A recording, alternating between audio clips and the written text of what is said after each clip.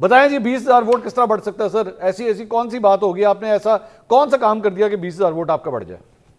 देखिए, मेरा ये सवाल इनसे होता है, जिस तरीके से इन्होंने इल्जामात लगाए ना, वो 25,000 और ये वो आपने बड़े अच्छे तरीके से पूरी कौम को बता दिया कि सिर्फ बातें होती हैं, और यूट्यूबर्स का झूठ सच मान के पूरी कौम को ये बता देते हैं, उसमें सच्चाई कोई नहीं होती, बस आए बाएं शाएं होता है। वो 4 हलकों का भी गोल करके 4 हलकों पे इनके अजीम लीडर जनाब रहमतुल्लाह अलैह साहब ने ये कहा था कि ये मेरा सियासी बयान था। ये जितने मेरे इल्जामात बिल्कुल नहीं कहा था, गलत बात। इसमें यार ये कमाल करते हैं, पूरी कौम को पता है उन्होंने ये कहा था। 35 पंक्चर को सियासी बयान कहा था, 4 हलकों को सियासी बयान कहा था। चले नहीं, ये 4 हलकों को भी सियासी बयान कहा, 4 हलके तो प्रोब हो गए थे, आपके पास फुटेजेस हैं। अच्छा, अब इन्होंने क्या कहा जी, ये लीड क्यों बढ़ी?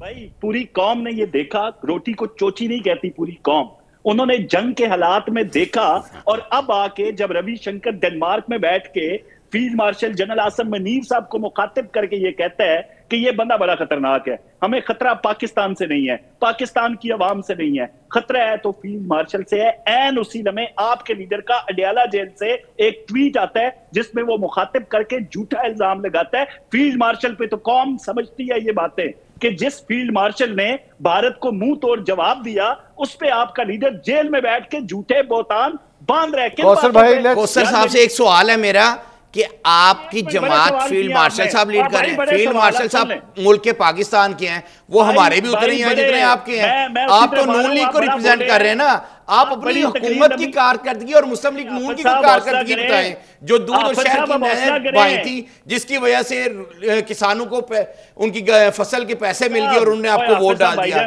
वो एक चीज तो बताएं ना। और जो जंग की आप बार बार बात कर रहे हैं, जंग में आपकी पूरी लीडरशिप सुम्मुम बुकमुन करके बैठी रही है, एक लफ्ज नहीं बोल सकी, क्योंकि सजन जंदाल के साथ जिनके कारोबारी इश्तराक थे उनको डर था कि उनकी वहां मिलना जब्त हो जाए, उनका वहां घाटा ना पड़ जाए, कोई प्रॉब्लम ना आ जाए।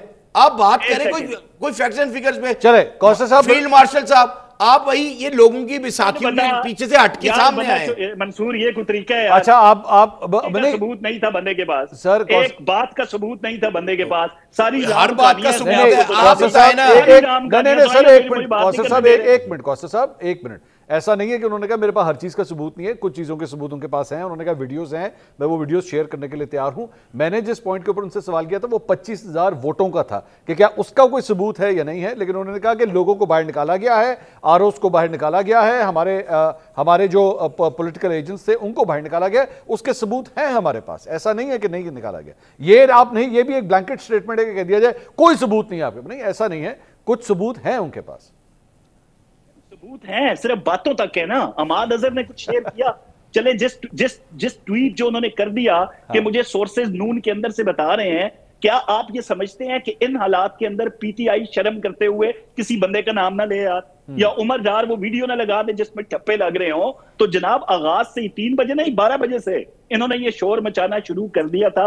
रेहाना डार साहिबा अल्लाह उनकी जिंदगी दे, बुजुर्ग खातून है, और जाते जाते लोगों को गाड़ी के अंदर से बोतलें मार रही थी। उमर डार वहां से घर जा चुके थे। ये सारी चीजें कौम ने देखी है। मैं कौसर भाई एक मिनट सुनिएगा बात। मैं, हो सकता है ये हाफिज फरहत अब्बास साहब की तमाम बातों को मैं कह दूं ये गलत बोल रहे हैं, ये बिल्कुल झूठ बोल रहे हैं, ये बिल्कुल इल्जाम लगा रहे हैं, सब कुछ है, लेकिन मेरे लिए जो ज्यादा एक्चुअली आपके अगेंस्ट बड़ी गवाही है वो तो पाकिस्तान पीपल्स पार्टी की है। पाकिस्तान पीपल्स पार्टी आपके साथ हुकूमत में है, पंजाब में भी है, सेंटर में भी है।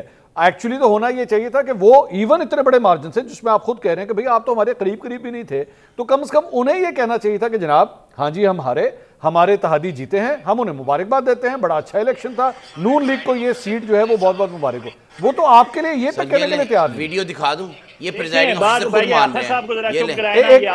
पहले इस सवाल का जवाब दे दें, मैं अभी देखता हूं, फिर यूट्यूबर्स के हवाले दे दीजिए। जी जी कौसर साहब, मामला ये है मंसूर, अगर चंद साहब बोल रहे हैं वहां पे, या हमारे भाई हसन मुर्तजा बोल रहे हैं, देखें वहां पे उनके जो लोकल मामलात हैं, चाहे पट्टी तो वही है ना सारी, सरगोदा से चले जाएं आप तो उनके जाती इख्तलाफात भी हैं।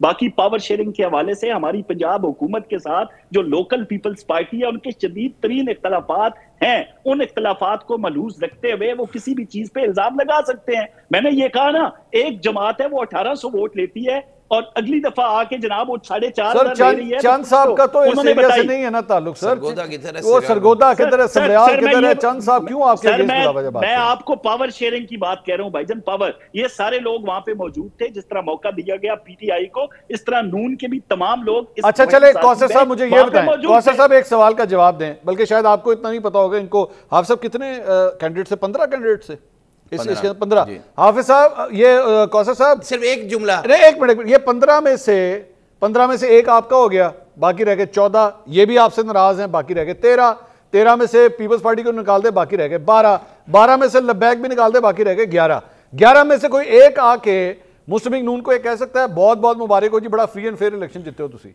11 में से कोई कह सकता है आपको?